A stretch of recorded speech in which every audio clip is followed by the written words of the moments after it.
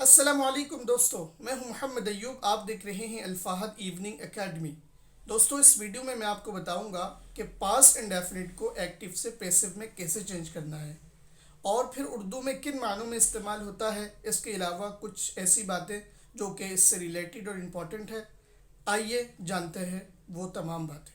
दोस्तों, मैं यहाँ पे सबसे पहले लिखता हूँ पास्ट इंडेफिनिट।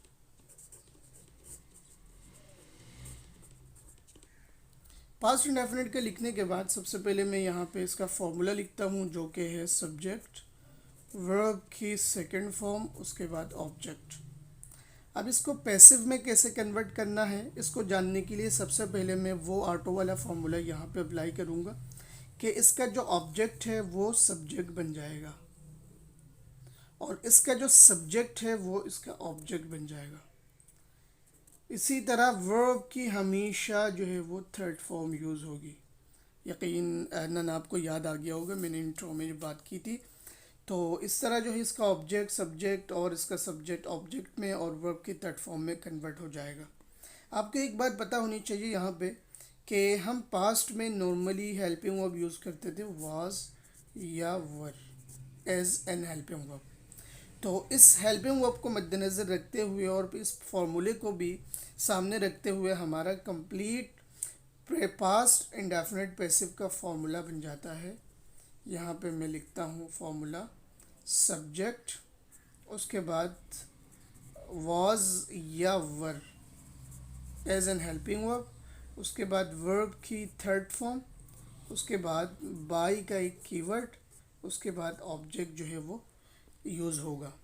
इस तरह यानी formula passive past indefinite passive का फॉर्मूला ये हो जाएगा। अब इसको मज़ीद एक एग्ज़ाम्पल के ज़रिए हम समझते हैं। मैं यहाँ पे लिखता हूँ एग्ज़ाम्पल। एग्ज़ाम्पल में मैंने लिखा Asim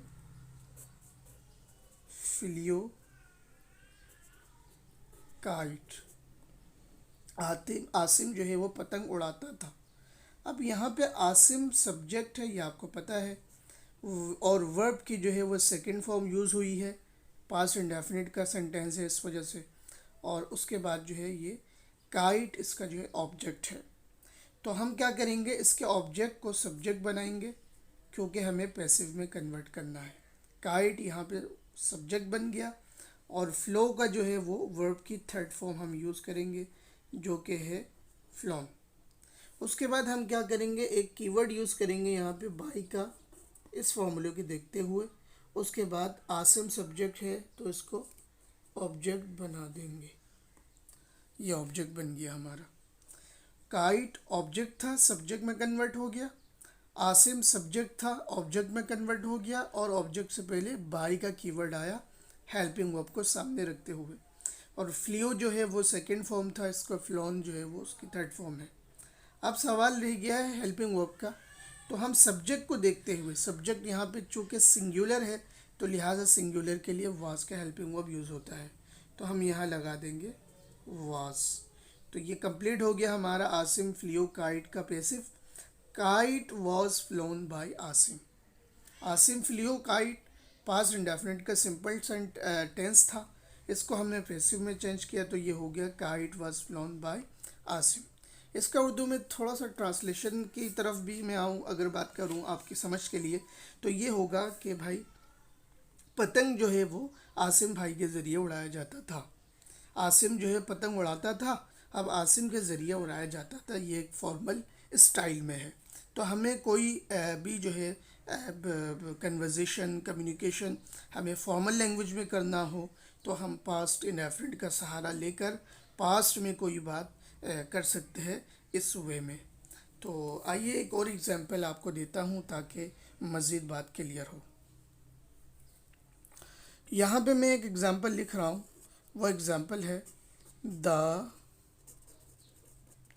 thief broke the lock। अब यहाँ पे द thief जो है ये सब्जेक्ट है, ब्रॉक जो है वर्ब की सेकंड फॉर्म है, द लॉक जो है ये ऑब्जेक्ट है। बिल्कुल वही वाली बात कि मैं इसके ऑब्जेक्ट को सब्जेक्ट बना दूंगा जो कि हो जाएगा द लॉक। इत्तेफाक से यहाँ पे द लॉग भी जो है वो सिंगुलर है, तो लिहाजा सिंगुलर के लिए मैं हेल्पिंग वर्ब यूज़ करूँगा वाज का। तो यहाँ पे वाज मैंने as an helping verb use किया। उसके बाद ब्रोक का जो है वो थर्ड फॉर्म यूज़ होगा। थर्ड फॉर्म इसका हो जाता है ब्रोकन। ब्रोकन के फ़ौरन बाद में बाई जो है एज एन कीवर्ड यूज़ करूँगा फॉर्मूले को देखते हुए, और उसके बाद इस सब्जेक्ट को यानी इस सेंटेंस के सब्जेक्ट को मैं एज एन ऑब्जेक्ट यहाँ पे यूज़ करूँगा बाय द थीफ, ये हो जाएगा। इस तरह the thief broke the lock, इसका जो है पैसिव बन गया, the lock was broken by the thief. तो उम्मीद है आपको इन दो सेंटेंस और दो एग्जाम्पल्स से बात क्लियर हो गई होगी।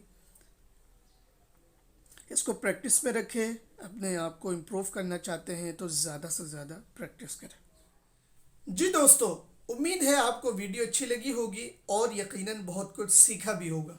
अगर आप हमारे चैनल में न्यू हैं तो प्लीज़ चैनल को सब्सक्राइब करें, वीडियो को लाइक करें, और अगर वीडियो से रिलेटेड कोई भी क्वेश्चन है तो प्लीज़ कमेंट बॉक्स में जाके अपना वैल्यूएबल क्वेश्चन ड्रॉप करें ताकि हम आपको जल्द से जल्द उसका आंसर कर सकें।